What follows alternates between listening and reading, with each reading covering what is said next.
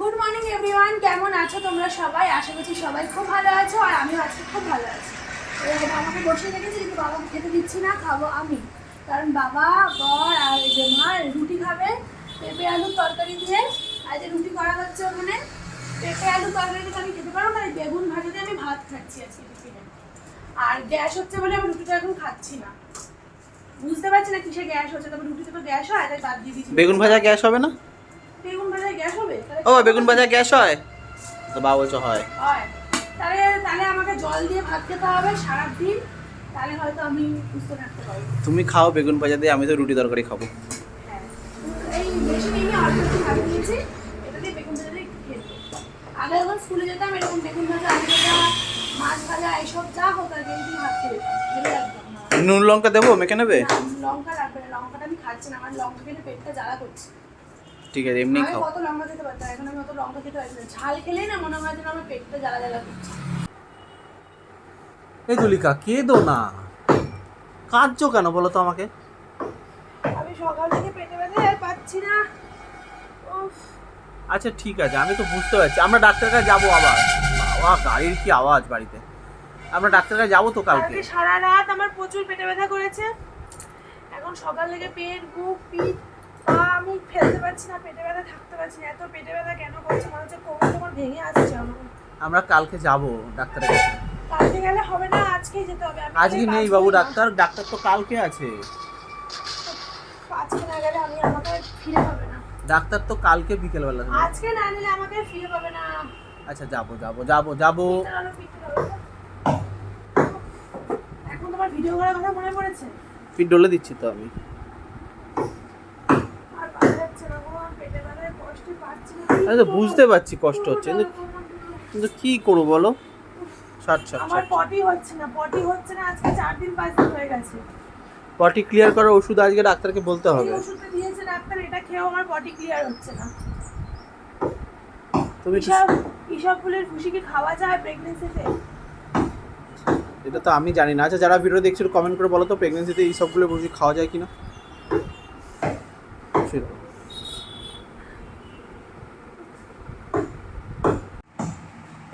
এখন আমার পায়ের পাতাটা আস্তে আস্তে ফুলে যাচ্ছে, এত ব্যথা করছে না আমার, মনে হয় শরীর, কোমর, এই কোমর থেকে মনে হচ্ছে পাগুলো পুরো ভেঙে পড়ছে।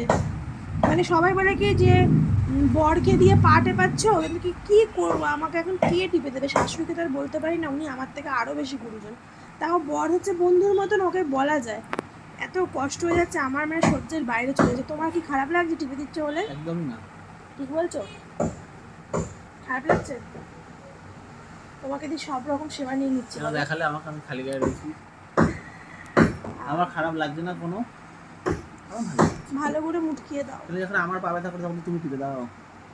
হ্যাঁ, ও যখন ডিউটি করতো পা ব্যথা করলে আমি মাঝে মাঝে টিপে দিতাম।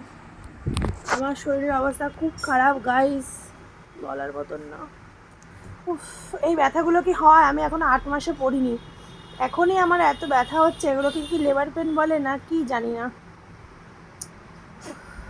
আমি ভিতরের ঘরে শুয়ে রেস্ট করছিলাম, কারণ আমার সত্যি আজকে প্রচণ্ড বেশি পেটে ব্যথা করছিল, মনে হচ্ছিলো হসপিটালে যেতেই হবে। তারপর ডক্টরকে ফোন করলাম, উনি একটা ওষুধ সাজেস্ট করলো, সেটা মেডিসিনের শপ থেকে আর কি এনে খেয়েছি। তারপর আস্তে আস্তে পেটে ব্যথাটা আমার ঠিকঠাক হয়েছে। আর এরই মধ্যে দেখো বাড়িতে টাইলস চলে এসছে। আগের দিন গেছিলাম টাইলস দেখতে, তো সেখান থেকে বেশ কিছু টাইলস আমি পছন্দ করে নিয়ে এসেছি। আর ভীষণ সুন্দর সুন্দর টাইলস কিন্তু ঘরে এনেছি, যখন লাগাবো তখন তো তোমাদের দেখাবোই। আর যেহেতু আমি শুয়েছিলাম সেজন্য আমার বরই কিন্তু টুকটাক একটু ভিডিও করেছে তোমাদের জন্য। আর এটা আমাদের কাছে একটা অনেক বড় ব্যাপার, যদিও বা সবার কাছে এটা কোনো ব্যাপারই না, কিন্তু আমাদের কাছে অনেক বড় ব্যাপার। মানে এই প্রথম আমাদের বাড়িতে টাইলস বসবে, এর আগে আমাদের বাড়িতে টাইলস বসেনি। তো এই ব্যাপারটা একটা অন্যরকম অনুভূতি, তো খুবই ভালো লাগছে। তো তোমাদের আর কেমন লাগছে যে আমাদের বাড়িতে টাইলস বসছে এটা ভেবে? তোমাদের কেমন লাগছে অবশ্যই কমেন্ট করে জানিও। আর যখন লাগাবো তখন তো তোমাদের দেখাবো যে ঘরটা কতটা সুন্দর লাগে। আজকে হচ্ছে নিরামিষ, আর নিরামিষ মানেই শুধু সেদ্ধ সেদ্ধ আর ভাজা আর ডাল, এইটুকুই, এর বেশি নয়। হ্যাঁ, আমি তো কোনো রান্না বান্না করতে পারছি না, শরীরটা ভালো নেই।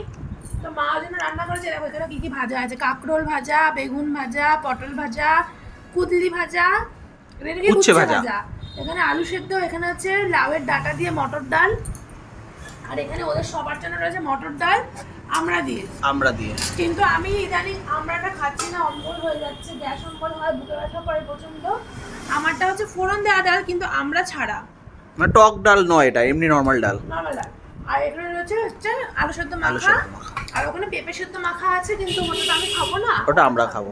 আর একটা ইন্টারেস্টিং জিনিস যেটা আমি খেয়াল করলাম, এখানে কিন্তু 5 রকম ভাজা আছে। 1 2 3 4 5, 5 রকম ভাজা না? পঞ্চব্যঞ্জন সাজিয়ে আমরা খাচ্ছি। দারুণ দারুণ লোভনীয় খাবার। ভাজাভুজি থাকলে ভালো। বিশেষত এই জিনিসটা আমার খুব ভালো লাগে, লাউ শাকটা মানে লাউ ডাঁটা দিয়ে যেটা ডাল দিয়ে করা হয়, এটা কিন্তু আমার হেভি লাগে। সত্যি খুব ভালো লাগছে খেতে। শাকগুলো না নষ্ট হয়ে গেছে, তাই মা শাক দিতে পারিনি, ডাঁটা দিয়েছে। কিন্তু ডাঁটা দিয়েও কিন্তু ভালো লাগে, এটা অন্যরকমই লাগে খেতে, এটা জানো তো। তাতেও মানে অসাধারণ লাগছে। তো যাই হোক, এটা এখন আমরা খেয়ে নিই ঝটপট করে। উচ্ছে ভাজাও রয়েছে। তুমি তো উচ্ছে ভাজা কিনে আওনি, অল্প নিয়েছো কেন? বেশি করে নাও। জানিছি সবার মানে এবেলা হলে ওবেলা কিছু নেই, সব ফাঁকা। মা খাবে তো শেষে, মার পেটটা ভরা বলে এখন খেলো না, বাবা আগে খেয়ে নিয়েছে। আর হচ্ছে এরপরে রাত্রেবেলায় হয়তো অন্য কিছু রান্না বান্না হতে পারে, বা সেদ্ধ ভাত এইসব। সেদ্ধ ভাতই ভালো, রাত্রেবেলা আলু সেদ্ধ ভাত করবে, সব থেকে ভালো। ঘি দিয়ে খেয়ে নেবো। আমি তো ঘি যেতে পারি না, আমার একটু কষ্ট হয়। আর চালিয়ে নি, কোনো ব্যাপার না। চলো খাওয়া দাওয়া করি, তবে আমরা দেখাবো। এই দেখো আমাদের খাওয়া দাওয়া হয়ে গেছে দুপুরবেলায়। এখন ও সাইকেলটা নিয়ে এই দেখো পড়ে যাচ্ছে। বাবা বাবা সর্বনাশ করেছে। আমার পক্ষে সম্ভব না, তাড়াতাড়ি পেটে চাপ পড়ে যাবে। তাড়াতাড়ি তাড়াতাড়ি। এই দরজাটা যাই খুলেছে সঙ্গে সঙ্গে, ভয় পেয়ে গেছি আমি পুরো। আমি ভাবলাম কি যে এই দরজাটা আর কি ভেজিয়ে দিই। এখন যাচ্ছি ভাড়া বাড়ির দিকে। আর আজকে বিকেলবেলায় না আমার মা আর আমার দিদা আসবে আমার সঙ্গে দেখা করার জন্য। দিদার সঙ্গে অনেকদিন পর দেখা হবে। স্বাদে এসেছিলো, স্বাদের পরে আর আসেনি। আজকে আবার আসতে দেখা হবে। আর দিদা আমাকে খুব ভালোবাসে। আমার শরীরটা খারাপ শুনেছে, তো ওই জন্য আসছে। আর আমি ভাড়া বাড়ি যাচ্ছি, তার কারণ হচ্ছে আমার শরীরটা একটু খারাপ করছে। ওখানে কি একটু রিল্যাক্স করে স্ট্যান্ড ফ্যানটা চালিয়ে শোবো। এখানে খুব গরম লাগছে, তো মানে এখন না মনে হয় গরম শরীরে একটু বেশিই লাগে। তো এই স্ট্যান্ড ফ্যানটা চালিয়ে শুলে একটু মানে আমি একটু আরাম পাই, সেজন্য কষ্ট করে যাচ্ছি। খাওয়ার পরে খেতে যেতে যদিও বা কষ্ট বেশি হচ্ছে, তবুও মনে হচ্ছে কি শুতে পারলে ভালো লাগবে। তো সেজন্য এখন যাচ্ছে। আর পেছনে যে উনিও যাচ্ছেন সাইকেল নিয়ে। আর একটু পরে বৃষ্টি নামবে, আর বৃষ্টি নামলে তো ওই বাড়িটা আরও ঠান্ডা ঠান্ডা হয়ে যাবে, খুব ভালো লাগবে। তো সেই জন্য কষ্ট করে একটু চলে যাচ্ছি। আর খাবারটাও হালকা হজম হয়ে যাবে খাওয়ার পরে যাচ্ছি। তো চলো আজকের ভিডিও এইটুকুই, আর বড় করবো না। আর মা আর দিদা আসবে, সেটা অন্য একটা ভিডিওতে তোমাদেরকে দেখিয়ে দেবো। ভালো থেকো, সুস্থ থেকো, টাটা।